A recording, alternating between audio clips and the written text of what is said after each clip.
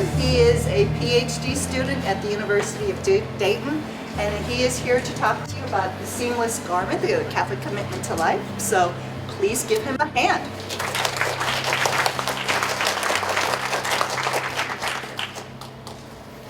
If I talk like this, is that loud enough? No? Oh, the blowers. Okay. Well, how about like this? This will be hard, but I'll try. Yeah? I usually shout at my children, but only for little bits of time, not for 2 hours. So, yeah. All right, thanks for having me.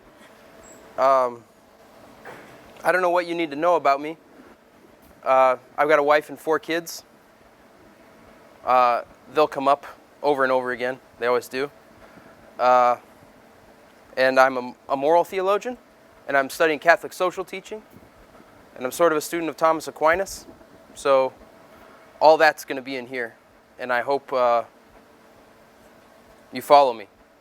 I'll try. We're going to have a 2-part thing. The first part, we're going to talk about this notion of a seamless garment. This is a famous phrase in Catholic moral thought. And it's meant to provide us an image that would describe our commitment to human life. So the other phrase that we're going to talk about, a seamless garment, the other phrase is a consistent ethic of life. Okay? Preliminary things. I've got a very boring PowerPoint presentation that I'll just sort of click through. It's just replicated on your piece of paper, and it's replicated out of my mouth, but that's the way it goes. The handout has some definitions of key terms that we're gonna have to wrestle with a little bit. And on the back, there's just a blank spot for the second part of the lecture, or the second part of the talk. Okay?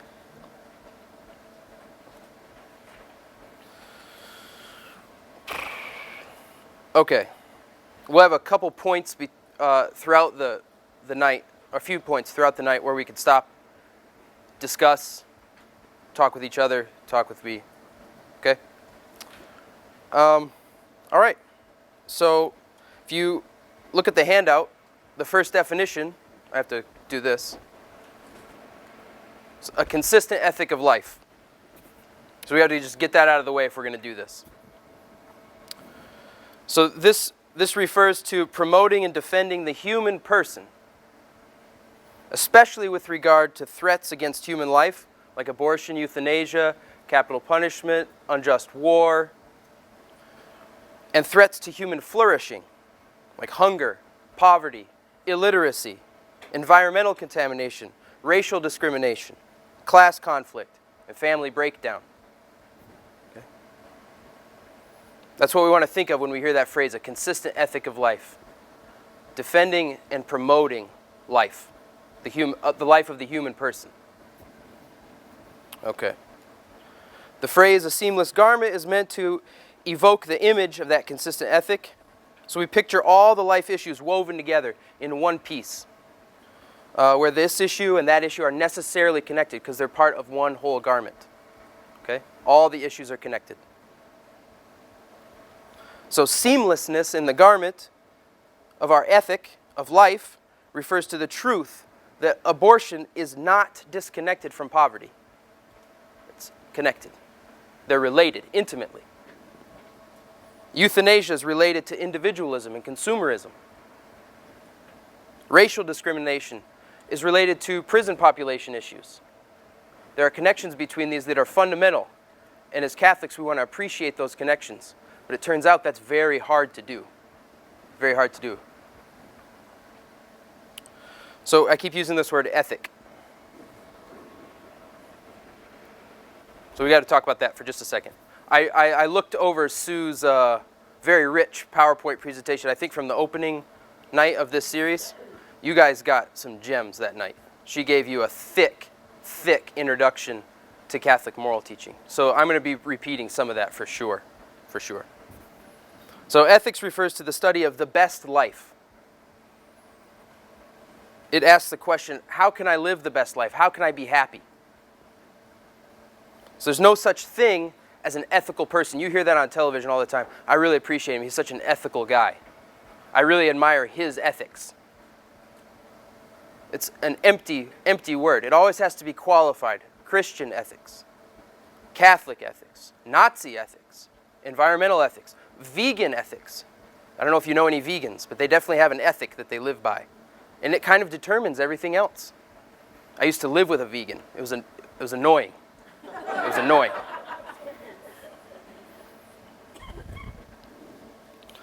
So, depending on your commitments, what you think is the truth about God and the person, the human person, and your relationships and the world, whatever you think is the truth about that, that will determine how you answer the question, how do I live the best life?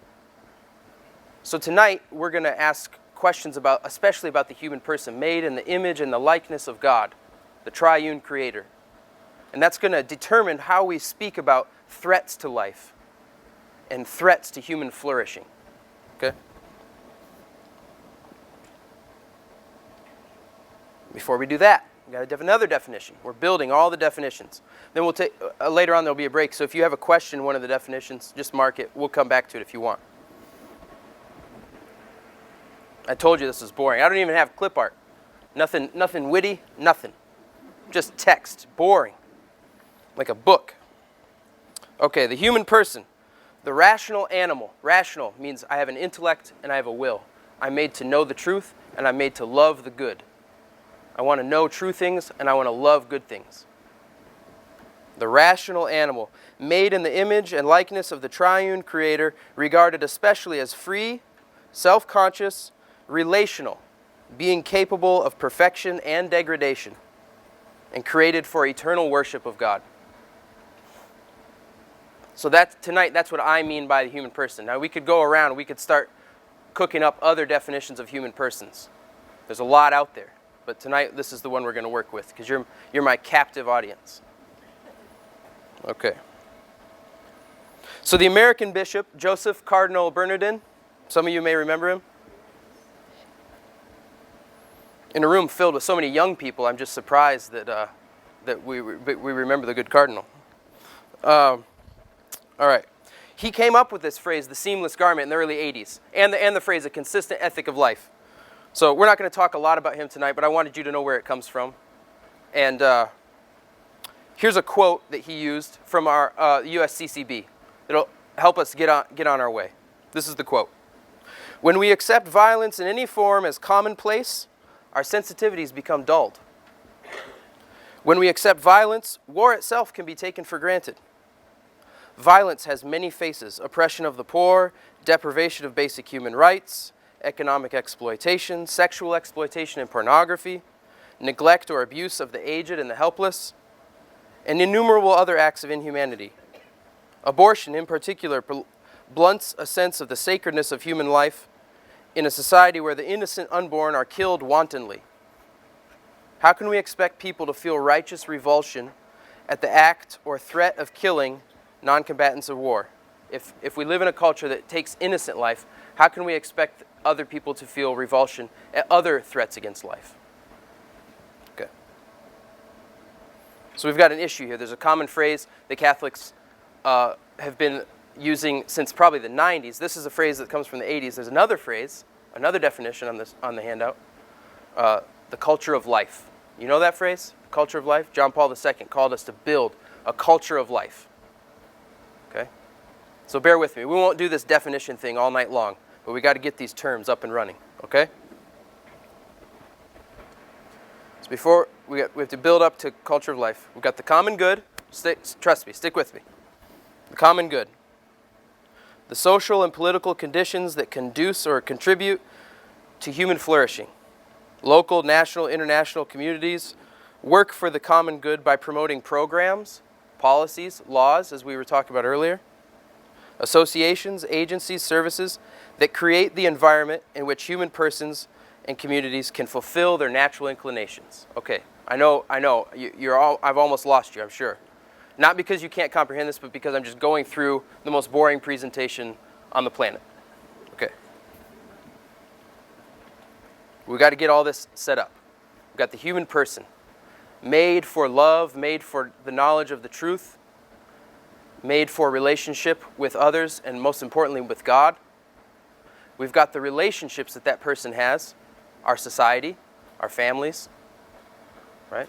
And we have the way that we work together so that we can keep doing those things, knowing the truth, loving the good. And when we work together to do that, we are contributing to the common good. On the one hand, it's a very simple idea. On the other hand, it's a very complicated idea. How do we work together so that everybody has access to knowledge and to love and to everything they need to flourish? That's a hard thing for even Dayton to manage. That's a hard thing for the University of Dayton to manage. It's a hard thing for my house to manage, let alone a country or a globe. How can we work together so that everybody has access to what they need in order not just to survive, but to flourish, to blossom? Very difficult. This is what Catholic social teaching is about. Very difficult. Okay. When we're contributing to the common good, John Paul II will say we're building a culture of life. The opposite, of course, would be a culture of death. So, a few more definitions. Culture of life. All those human relationships and productions, or the products, all the stuff we do and that we make, that promote and defend the dignity of the human person and thereby make their contribution to the common good. From corporate decisions regarding maternal and paternal leave, right?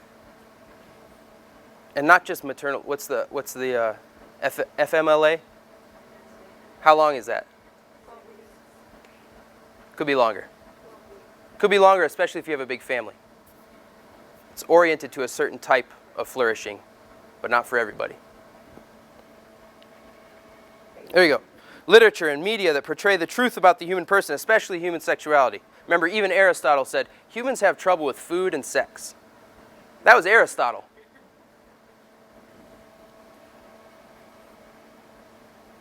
To commitments to certain types of consumption, to lay activity and services to those in need, to production of goods that promote human dignity and facilitate flourishing, and more. Lots of stuff. Stuff that builds up the human person.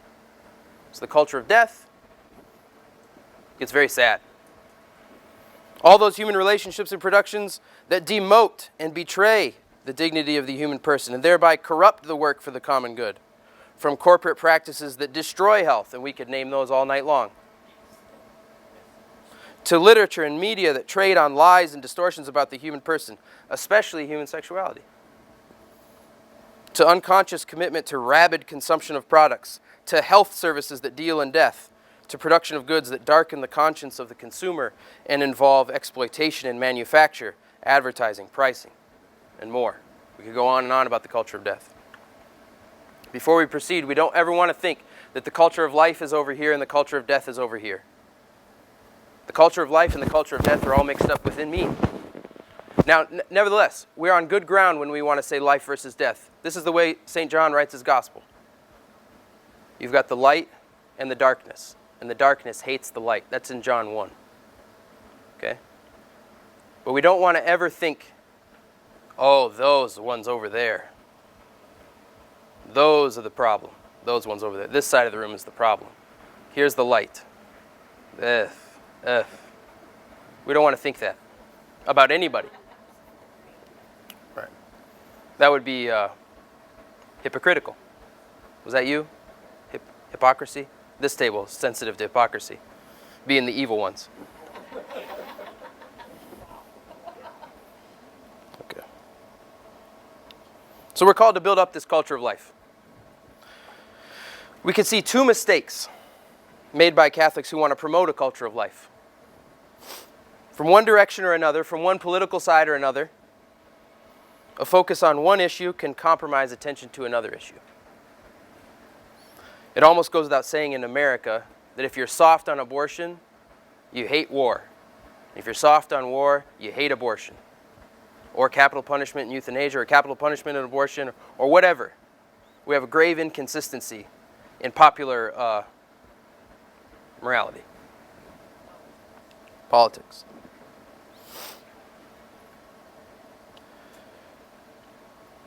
Catholic morality is more demanding than this. I think Sue's first presentation probably clued you into how demanding it is.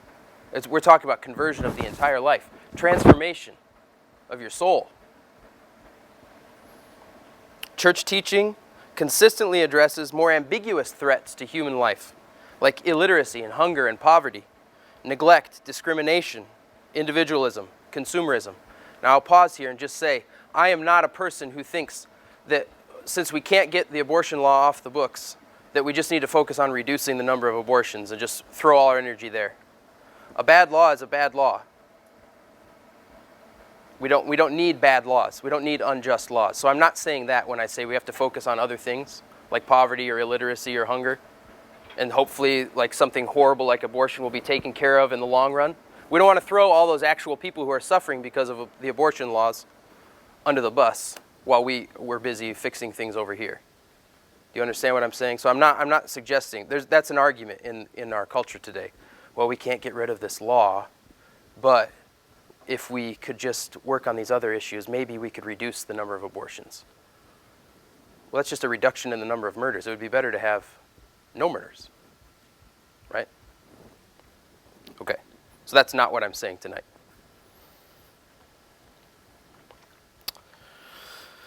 So, in sum then, the notion of a seamless garment in Catholic moral teaching is an effort to show how the Church's moral vision is focused on the many, many different aspects of human flourishing. I'm getting towards the end of the definitions. The human person and the human community's free, conscious, and deliberate fulfillment of the natural inclinations to self-preservation. You love your own life. You don't want to die. To family life. We like to have sex. We like babies to come from that sex. And we like to educate and take care of those babies. That's family life. Education of those offspring, nurturing them so that they can turn around and do the same thing. Life in society. It's not good for us to be alone. Love of the good and knowledge of the truth, especially about God. That's human flourishing. When we are doing all of those things, and we're doing them well, we're blossoming, like the most beautiful plant ever planted. When we're not doing some of those things, we're just surviving, right? Your rose bush will stop blooming. My rose bush has always stopped blooming. But it's a long time before they die, right? They are hanging on. They're hanging on. You can survive for a long time. But we're not talking about survival. We're talking about flourishing. Okay. So put bluntly, the culture of death is not only a culture that kills unborn children, although it does that. It is also a culture that consciously, but more often unconsciously, neglects a person's rights to a full life free from anxiety, fear, hunger, ignorance, deception, etc. So committing yourself to a consistent ethic of life, the topic tonight, a consistent ethic of life, is it seems like an overwhelming task. Are we supposed to be activists for 25 causes? Are you supposed to be on the board of every charity in town? What are you supposed to do here?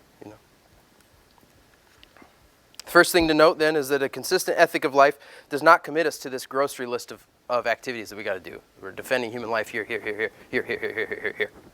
Right? Rather, a consistent ethic of life commits us to the human person. From conception to natural death. That's the phrase we like to use. It's obviously true that most of us here, most of the people here, are not going to be called to minister solely to the incarcerated or to people who have been through the trial of abortion or to people who've been harmed in war. Most of our lives aren't. Now, some of us might be particularly committed to those causes, but a lot of Catholics just living their lives are like me. We have rather boring lives, just very average relationships with the people we encounter and the neighbors we have, right? Most of us will be called to minister, like the Good Samaritan, to those people we meet along the way. And these people have so many different needs, so many different mental, physical, economic, right? Social, psychological, educational, on and on and on. A variety of needs. So the church's moral teaching, understood by a phrase like consistent ethic of life, is designed to form us into a people who can recognize the transcendent dignity of the human person. Form us into the type of people who can administer the medicine of Christ's love as neighbors. That's what the moral teaching is designed to do, to form us into the type of people that can do that. Not to tell us how to do it, because the church can't think of every single circumstance you're ever going to be in. You're going to come up with that. But the church wants to form us into the type of people that can recognize how and when to act.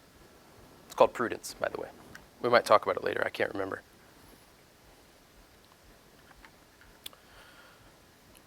Okay. So Catholics don't need to dampen their fervor for any given issue. Maybe veganism. Maybe. Rather, we need to acknowledge the complexity of our situation. It's very complicated. So it's about to get uncomfortable.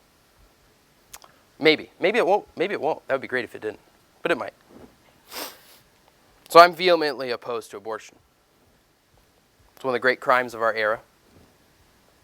But what if there are certain ways that I contribute positively to the very culture that tries to make abortion seem like a normal decision or even a noble cause? We should ask that question in this sort of setting. What are ways in which we contribute to the idea that a woman is most free when she has the right to do absolutely whatever she wants with her body? How do we contribute to that idea? Where does that idea come from? The idea that to be free, no one can get in the way of what I want to do with the resources I have. Do we think of money and consumer goods in that way? Or tax policy? Do we vote for candidates that emphasize that sort of freedom from external forces? I hear a lot of Catholics being tempted, out of frustration, I think, to sort of go libertarian. Become like preppers. You know what a prepper is? Yeah. Freedom from all external forces. I don't know if that contributes or not to the idea that you should be free to do whatever you want with what you have, including your body or the baby inside of it. That's a hard question to ask, though. I might be contributing to that idea. And remember, ideas are really important.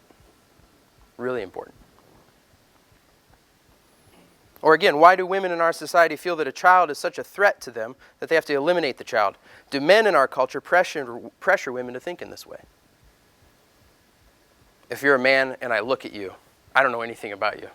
So when I say something like that, I just looked at one guy and I thought, oh, I'm not. Sorry. Does a child get in the way of a sexual availability that women are supposed to possess? Do we speak about women's bodies in such a way that we denigrate the maternal figure and emphasize the beauty of the young girl's figure? That's what pornography is all about, young girls. How does pornography relate to this vision of what a woman should look like? Could it be that the use of pornography encourages our culture to devalue women with children, women who look like mothers? This is what our advertising would say, right? There's no woman selling anything that men should buy who looks like a mom. She usually looks 16 years old. I'm going to have a 16-year-old someday, and she's beautiful already, and that makes me angry.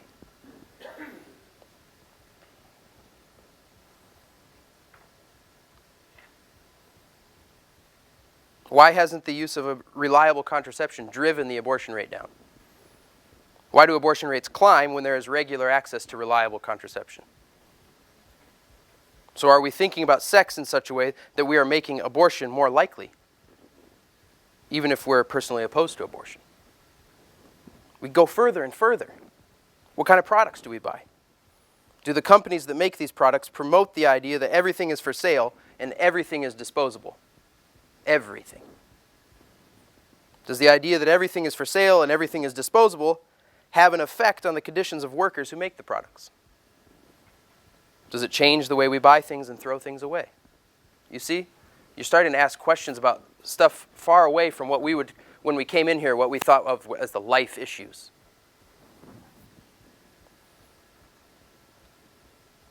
Does throwing stuff away all the time impact how we think of relationships? I throw a lot of stuff away. I love throwing stuff away. You know what happens after you throw stuff away? You get new stuff. Hey. We've been catechized as good Americans. The sort of searching that we're doing right here in this, I'm getting kind of uncomfortable now. The sort of searching is what's involved in living a consistent ethic of life. It sucks. It's not easy. But the church's moral teaching is designed to make us people who can become good at asking such questions and making changes in our lives accordingly. This is another way of speaking of the life of virtue, which Sue covered perfectly. So I'll pause there, just because I need water. And I don't know if there's something anybody wants to say. I teach freshmen who are baffled that they have to take a religion course. And I teach it at 8 a.m. at a school renowned for partying. So I am used to just dead silence. You can't faze me with silence. I just roll. That's why this is so boring, and I just read, because I just roll right along. I don't care. I love to hear myself talk. But I don't want to just keep talking. You got to break every so often. But if you don't want to talk, we don't have to. I do have a question. Back on your definition on ethics, can you were saying that you hear somebody say this person is really ethical. Can you re-explain that again to me? I wasn't real clear. What would you think that would mean? Georgie? Georgie's an ethical person. Yeah. So what? We had to put it in context. I think we as Americans, when we say somebody's ethical, our basis is Christian ethics, what we think are Christian ethics. We don't say that, but that's what we think. You're hitting on a very deep point. We're living on the fumes of a long moral tradition in our law, Judeo-Christian tradition, and we're slowly chipping away at that, or which is a terrible combination with fumes, chipping away at fumes. But we're doing that, and so we all think we know what we're saying when we say Georgie's ethical, but Georgie may have gotten her notion of what is the best life and how to be good, what she should do in her life, in her relationships, from someplace vastly different from where we got all that information. That's what I mean. So I got to qualify it somehow. Got to describe it more. Look, the Nazis didn't start out by saying, you know what we're going to do? Something horrible that's going to destroy us. They didn't start out that way. They didn't even end that way. They thought they were doing something that made sense. That's all I mean, right? And by putting Nazis and vegans in the same sentence, I didn't mean anything by it. Right? Does that help? Yes. All right. That's right. And I think it's up to us to give, because you never want to think that what people really need is money. What is a human person? A rational animal created for eternal worship of God. I didn't mention anything about money. Now, of course, we have to eat, we have to stay alive. I'm not talking about killing ourselves so we can get to heaven or something like that. But you're right. I don't make a lot of money, believe me. Sue knows, I live on the stipend at UD. My wife doesn't work. I'm not having a pity party. I mean, I'll take contributions, but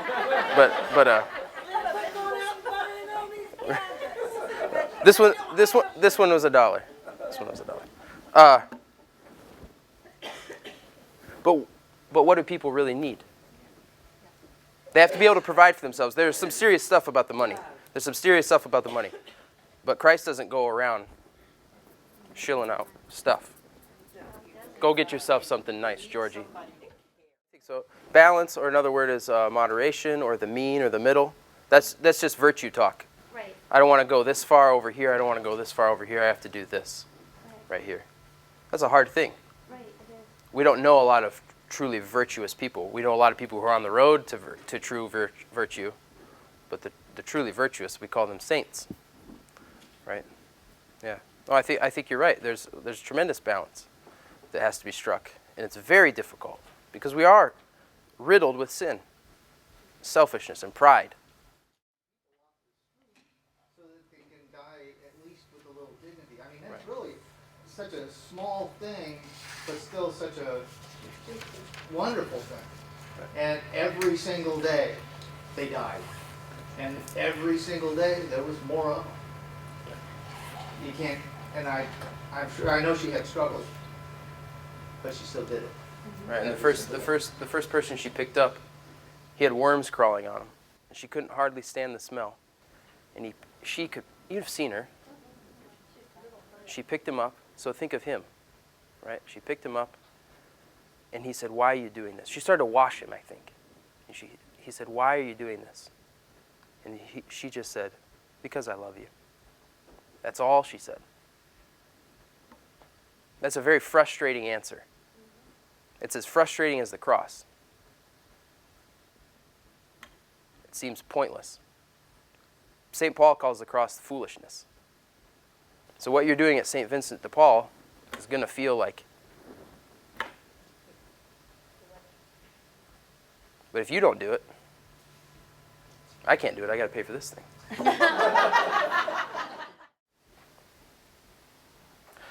We can forget that we are responsible for each other throughout the entirety of our lives. It's easy to forget. So, when we have a new baby, you're just overcome with how badly they need you. Without you, it's over. Right? They need you. But and so as I had more and more kids, they just keep on coming. I don't know how to. Well, I do know how to stop it, but we're never going to stop. Right. How? You gotta remember, we're not college freshmen. We know how to get stuff. They think they know how it works, but they don't. I got more and more serious about an issue like abortion. But then I can't see your name tag, but I can compartmentalize, right? And that lulled me in a little bit. And it took me a little while to realize my children are not my only dependents. They're not the only dependents. Even if they have a very special claim on my life. So in this part, we're going to talk about 5 different types of dependence that kind of, hopefully, will purify. Good philosophy and good theology purifies the mind. I'm not saying I'm a good philosopher or theologian, but hopefully I'm just drawing on people who are better than I am. So hopefully we could purify our notion of the person and our notion of dependency and what it means to be in relationship with others who are also the image and likeness of God, even the people who come to St. Vincent de Paul. So I want to argue that the root of the problem that we're considering, these threats to human life and flourishing, it's, of course, the same root of all our problems. Pride, selfishness. We're sinful. If we ever forget that, we're sunk. We think we can decide what is good. We think we're independent and able to decide what is good. I think Sue talked about the good a little bit. Sue's slideshow was amazing. She had like 50, 60 slides. I've got this. After we decide what we think is good, we enforce it by whatever power we have at hand. And in this way, we place our lives and our desires over the lives and desires of other people. Not to mention over the wisdom of God for the ordering of our lives. But the idea that we possess radical independence, such that we can define what is good, what we're going to do with our lives, this is how I'm going to live the best life possible. I'm going to make all I can and step on everybody's neck while I do it. That's what I'm going to decide is good. That doesn't really fit with common experience, or certainly not with revelation of God in Jesus Christ and in His church. So we need to think through when we think through our various relationships, we recognize how dependent we are on one another. We are not independent. We go all the way down. We're dependent on the divine other. So we're going to discuss these 5 forms of dependency. Creaturely, the child's, the disabled's, the dying, the Christian. So first, creaturely dependence. We'll get to the fun stuff. Now just scripture, scripture, scripture. Psalm 90. Lord, you have been our refuge through all generations. Before the mountains were born, the earth and the world brought forth, from eternity to eternity, outside of time, you are God. You turn humanity back into dust, saying, return, you children of Adam. 1,000 years in your eyes are merely a day gone by. Before a watch passes in the night, you wash them away. 70 is the sum of our years, or 80 if we are strong. Most of them are toil and sorrow. They pass quickly and we are gone. Teach us to count our days aright, that we may gain wisdom of heart. That's Psalm 90, part of Psalm 90. Psalm 103. For he knows how we are formed. He remembers that we are dust. As for man, his days are like the grass. He blossoms like a flower in the field. A wind sweeps over it and it is gone. Its place knows it no more. But the Lord's mercy is from age to age toward those who fear him.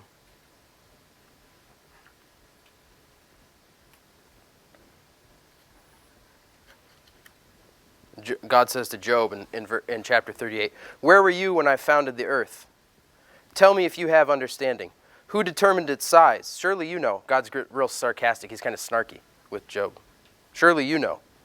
Who stretched out the measuring line for it? Who shut within the doors of the sea when it burst forth from the womb? When I made the clouds its garment and thick darkness its swaddling bands. And then you know in Luke 12 when Jesus talks about worrying over your own life, trying to control what you're going to eat and what you're going to wear. And he says, look at the lilies, look at the birds. They don't worry about this stuff. Don't you worry either. Trust God. Have faith in God. Lean on God. Right? So these texts push us to acknowledge that we're not the lords of our lives, even if we enjoy pretending we are, and that's called original sin. Rather, God is the source of life and any goodness that we enjoy in our lives. Christians are a people in the world. We are a people in the world, the church, who are devoted to proclaiming precisely this truth. We are not God. Only God is God. Sounds like a simple thing to say, but it would be a good thing to say every morning. Only God is God. It's sort of like what the Jews say every morning, the Shema. Hear, O Israel, the Lord your God is one. The Lord alone. Only God is God. We are given the gift of life as precisely that, a gift. God did not need to create us. We don't fill some need that God had. God does not need our love. Rather, he gives us the gifts of the good earth and our relationships, and in time we grow up and we flourish and then we die. So much of human life is not up to us. Where we're born, where we'll die, our relationships, whom we'll meet. And so Christians are comfortable with accepting that the goodness of life doesn't come from us. It's a gift.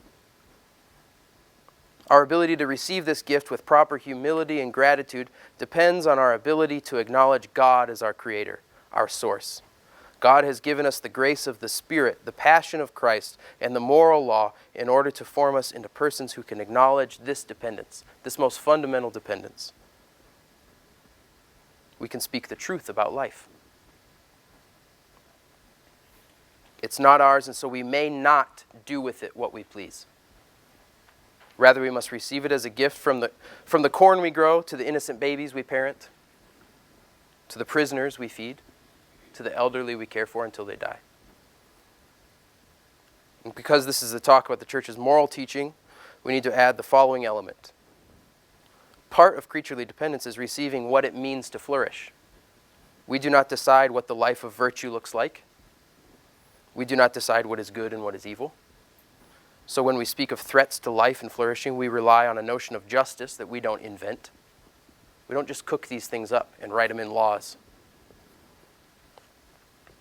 The moral life itself, the stuff that Sue is trying to teach you through this course, that itself is a gift. Given by a wise creator who has ordained the human person with a will and an intellect to certain ends and to an ultimate end, life with God, the best end ever, life with our Creator. So we're stewards of our lives. We're not the lords of our lives. We tend our lives as a gift God's given us. Okay, so it's easy to remember that children are dependent. Yeah? This is how we list them on our tax forms. Dependents. But and the human child dependence is remarkable. You had to keep these buggers around for 18 years. No other mammal does that. Oh, no, mine are staying around for 18 years. Don't share any of your hard-won wisdom with me. 18 years. The new healthcare plan, right? You can 26. Ugh. So we're pretty unique that way. Keep them around forever. Elephants don't do that. Although orcas stay together as family for forever. What? Yeah. The whales are incredible. You should watch Blackfish. Watch Blackfish. It's on Netflix if you pay for it.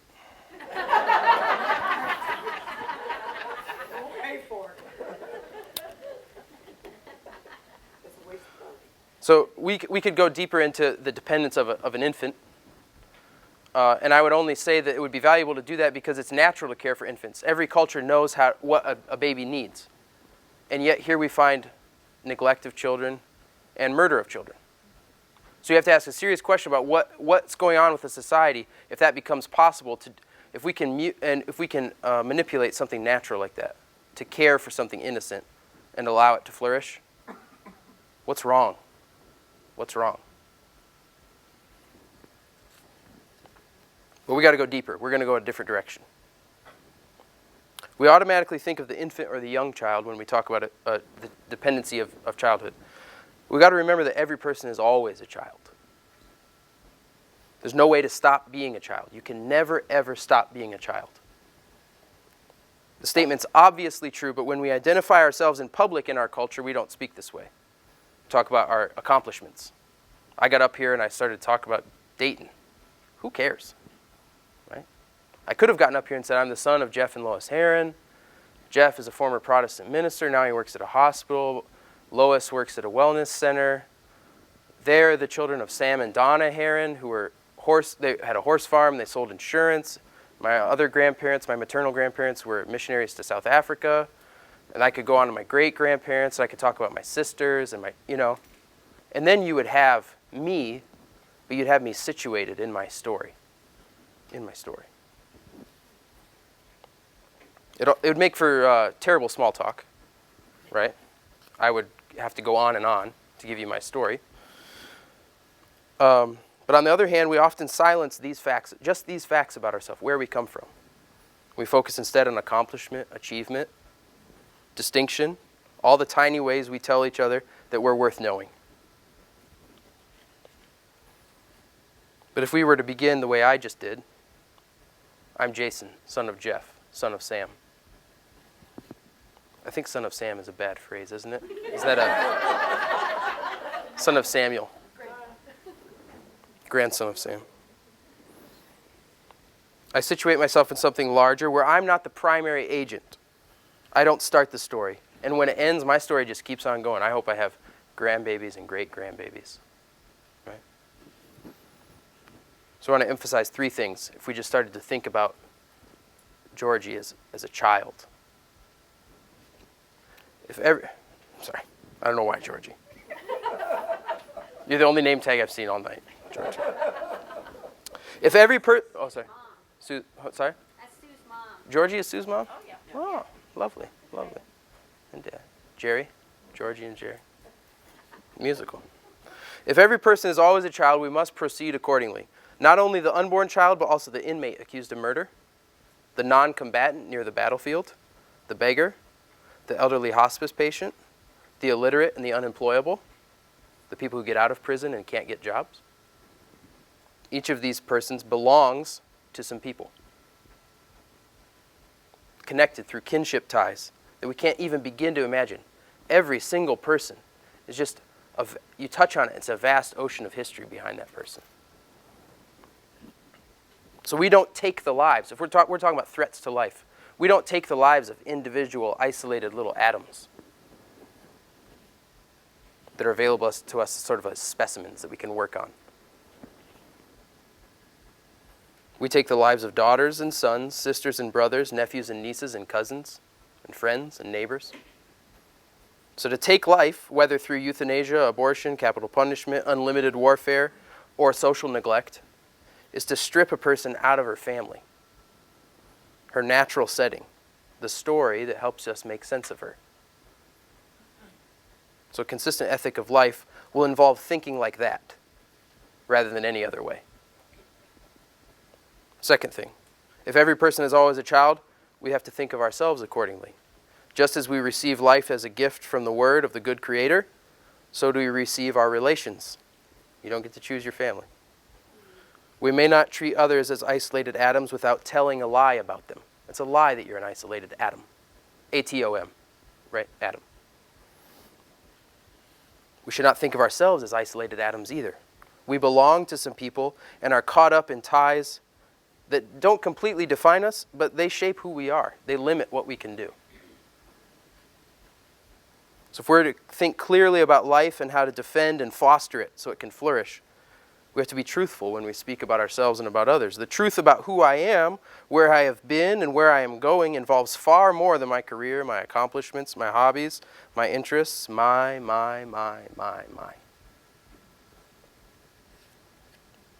It's convenient small talk, but we don't want to accept the idea that our productivity or our financial solvency, God forbid, or any other purely material factor is the truth about us as persons.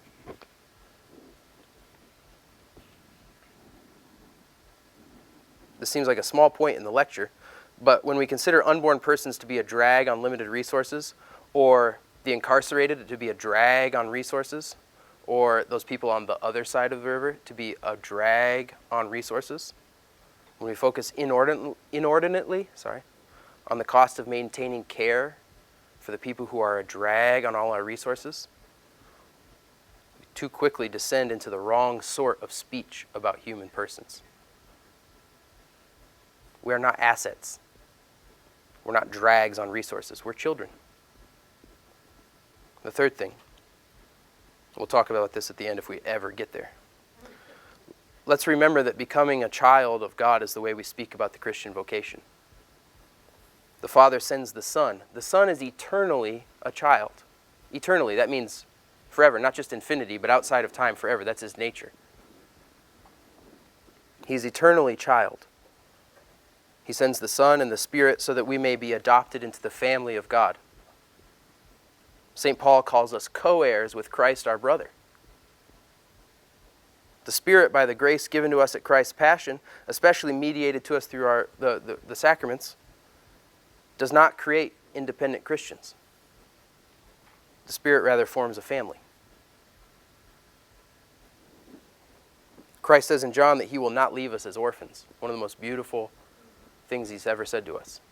I will not leave you as orphans, children with no parents. Rather, he adopts us. We even get to rest in the bosom of our mother, the church.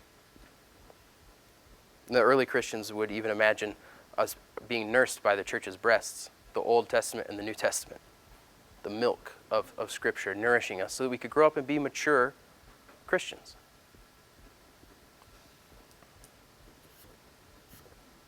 Okay, I can pause there. 8:39. Running close, guys. I don't want to just keep yammering on and on, but I will. It's okay? Okay. The third kind. Oh, I even had pictures. Sorry. So this was the one for...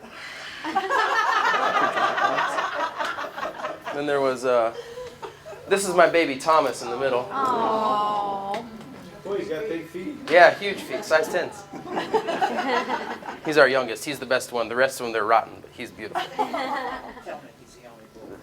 No, 2 girls, 2 boys. Margot, Eloise, James, and Thomas. So now we're going to do this one.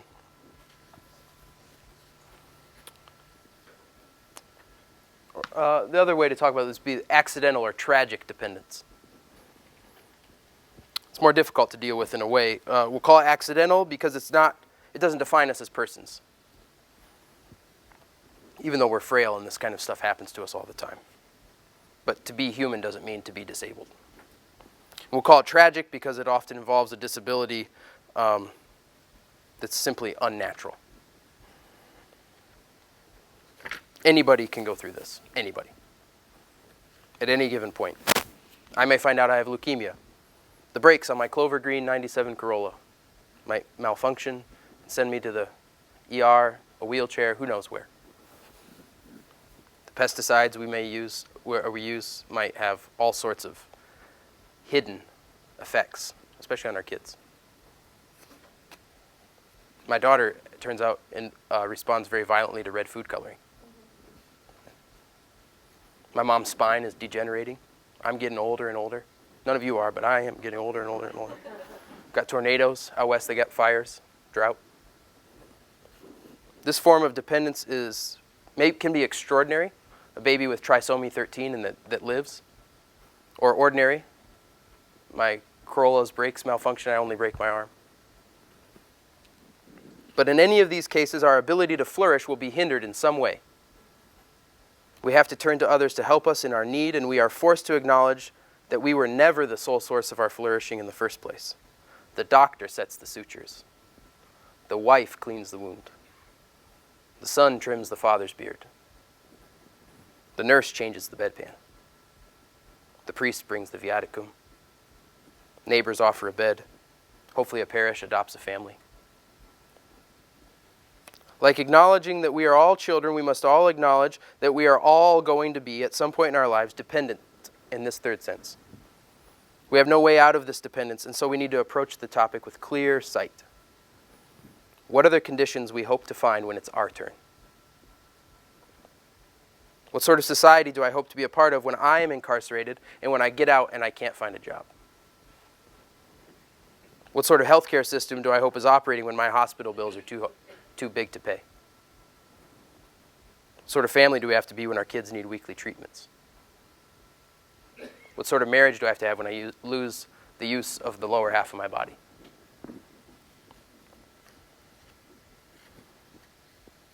Like the complicated network of family relations we didn't choose, we're also caught up in the social relationships that enable us to become better human beings and that care for us in this sort of dependence.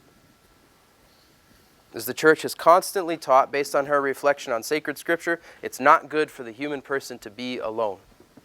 Taken by herself, the human person cannot create the conditions necessary for her to do and be the things she needs to do and be in order to be a human person.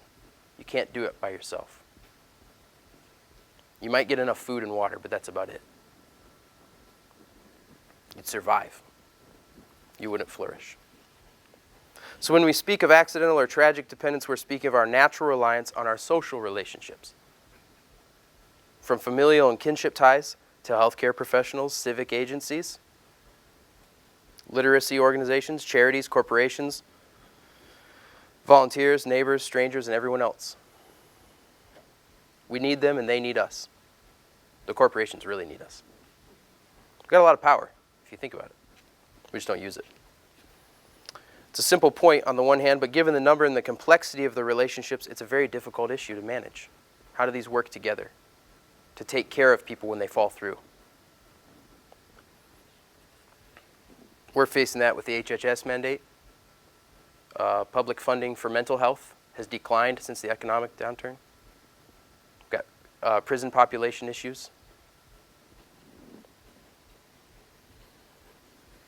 It's the Catholic conviction that human persons destroy their own humanity if they don't attend to the concrete needs of others and to the conditions in which people live as they experience these kinds of needs.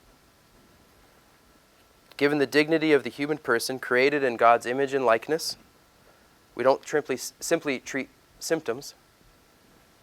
We look for causes of disease and disability and disenfranchisement and disadvantage and distress. That's the only alliteration I'll do tonight. And we work for their elimination. We don't treat each other as isolated atoms, but as fellows, neighbors. Accidental or tragic dependence or disability has a way of pushing the necessity of such treatment to the foreground. You automatically recognize it. Like the Samaritan. Right? He's walking along and he sees immediately what needs to be done. He does not go running looking for a program. He uses his own money and he cares for the man. We do this because it's right and just, but we do it because it's good for others, and we do it because it's good for ourselves. Okay, I can pause there.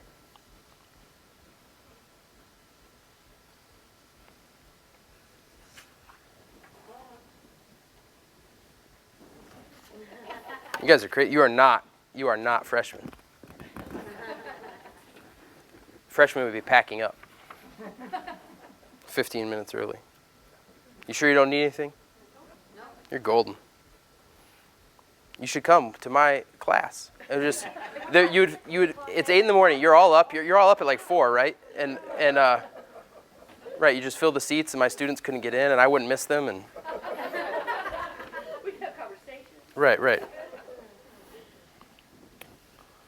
So, pictures.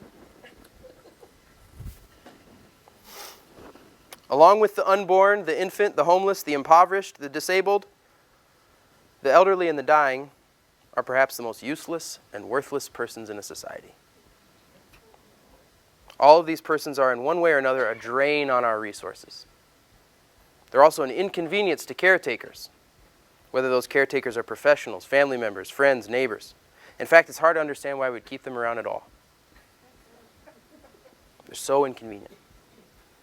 Better to focus our energies on promoting the innovation and creativity and productivity of fit, young, healthy, creative people. There aren't many people who are willing to come out and speak that way. But the implicit message of all our advertising, marketing, hiring, and funding runs along those lines. Societies with a lot of resources find it difficult to spend those resources on those most in need. From the political left and right, you see that sort of hesitation, depending on who's the one in need. The undesirables. Right. If you take what Sue is teaching you in that first lecture, from what I could gather from the slides, and other stuff that you're going to cover, if we take the life of virtue seriously, then old people are awesome. If you have that sort of ethic, what's the good life? The good life is growing in the ability to be a full human person. Well, that takes time. Right? I'm 33. I'm all right, I guess. The people I teach are morons. Right? But my grandfather, I look up to my grandfather as this, I mean, it's stupid what I'm saying.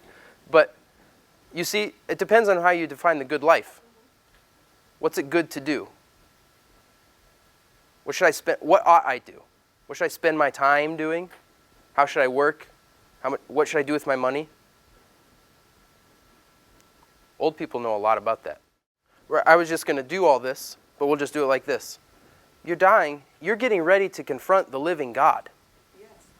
You don't have time for bullshit. You don't have time. You are preparing to meet the living God.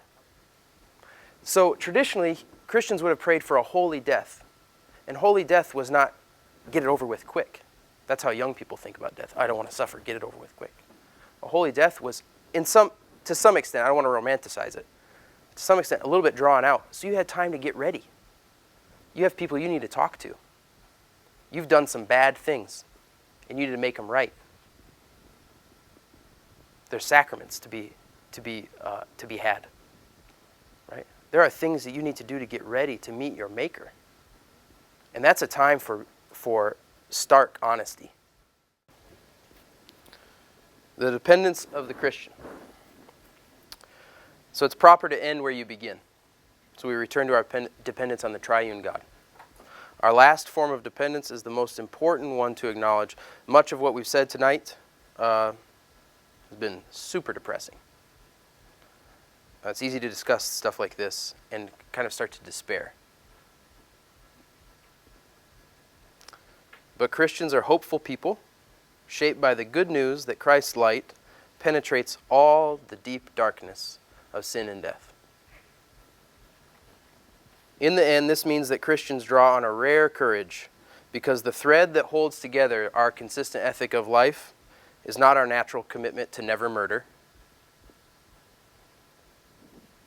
The thread that holds our ethic together is not our interest in defending the weak. It's not our commitment to the dignity of the human person. It's not our acknowledgement of the goodness of creation. We've talked about all of this, more or less. But none of those things are enough to form a people who can live a consistent, seamless commitment to defending life. Instead, the thread that holds together our consistent ethic of life, whole cloth, is the grace of Christ. Jesus, the eternal Son of the Father, tells us that he has come to give us life and to give it to us in abundance. He promises not only that he will reveal the Father to us, not only that he will fulfill the law for us, not only that he will heal our infirmities, forgive our sins, and even raise us from the dead. He also promises that he will come with the Father and the Spirit and make a dwelling within us. When we speak of Christians as people committed to life, a people who defend life, we begin and end right there. Christians are persons in whom the triune God dwells by grace. This is the character of abundant life. God is in you. He lives within you. Because he dwells within us, because we are filled with his grace, when we look at creation, we see a world full of the glory of God. We join the psalmist who could hear the heavens telling the glory of God and proclaiming his handiwork. We join the psalmist and we hear the day speaking and the night preaching throughout the earth, even if no one else hears it. And a lot of people don't hear it anymore. We know that the one whose glory fills the earth is also the one who has sweetly ordered all things, even the moral life that we're learning about through all these sessions, so that we can spend our life getting better and better at seeing God's glory in his creation. That's why old people are awesome. But here's the key. The psalmist writes, quote, "When I look at your heavens, the work of your fingers, the moon and the stars that you have established, what are human beings that you are mindful of them? Mortals that you care for them. And yet you have made them a little lower than God and crowned them with glory and honor. You have given them dominion over the works of your hands." So because of God's grace, we can speak the truth about the world and our place in it, our special place in it. We have a big job to do as humans. But that's not all. God dwells within us, and because he does so, because we are filled with grace, when we look at the special place of the human in God's glorious creation, we see God's hand at work in very unique ways. He chooses a couple, Abraham and Sarah, and they have a baby. He grows up and gets married, and they have some babies. They grow up and get married, and they have some babies. And through all these people, through Israel, God works for us. Through all these parents and children and neighbors and friends, all these persons, God brings about his will that all people everywhere will know and love him. Because of God's grace, we can see how God uses our natural relationships for his purposes. If we don't recognize that he uses our natural relationships for his purposes, why would we care about a consistent ethic of life? But that's not all, because God, at just the right time, comes to dwell with us and fill us with his grace in an unimaginable way. Through the family of Israel, he works and accomplishes what? He's born a baby in a manger. He grows up and he heals those who are suffering disability, those who are suffering illness, those who are suffering from their own sin and the sin of others. He carries each disability, every illness, and every one of our sins to the cross and suffers under their weight. And he burns them with his love, and he drowns them in his compassion, and then he dies for them. But that's not all. Death and sin are never the end of the story. That's why it's okay to have these frustrating questions. Death and sin are never the end of the story. Because Jesus on the first day of the week rises again and gives us our hope. He shows us our destiny, and he gives us a church. A new Israel, a new family of God, through whom he brings about his will that all people everywhere will know and love him. And who are the members of this new family of God but each of us? We're the brothers and sisters of Christ, who are asked to care for the unborn, the aging, the sick, the illiterate, the homeless, the impoverished, the addicted, the handicapped, the suffering, the senile, and everyone else. We're the ones asked to do that. Each one of those is another self. I might enter senility very soon, actually. Each one of those is even another Christ, who calls out to us as he did in the Gospels, I was hungry and you fed me. I was thirsty and you gave me a drink. I was naked and you clothed me. I was sick and you cared for me. I was in prison and you visited me. So as it turns out, we have a consistent ethic of life because Jesus did first. That's why we care about the human person as we do, because God cares about the human person. So I didn't really talk tonight about specific issues in Catholic moral theology, but I tried to get underneath to certain habits we have in our culture that undermine our ability to see connections between the imprisoned man who can't get a job and the unborn child. Right? Two people we don't normally put together when we talk about threats to life. Right?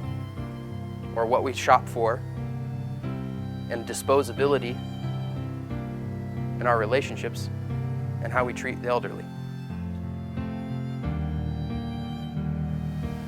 And now I'm done. That's it.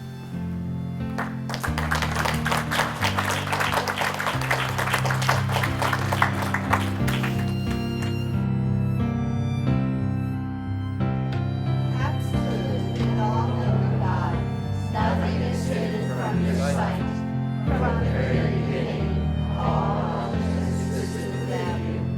Kindly share your knowledge with me, permitting my soul to understand it, and wisdom to agree with its outcome. Provide me with the gift of justice, to apply this distinct knowledge to fruits. Grant me fortitude to ensure the fulfillment of your will, so to live in love and freedom, desired for all the world. Amen. Thank you. So we're stewards of our lives. We're not the lords of our lives. We tend our lives as a gift God's given us.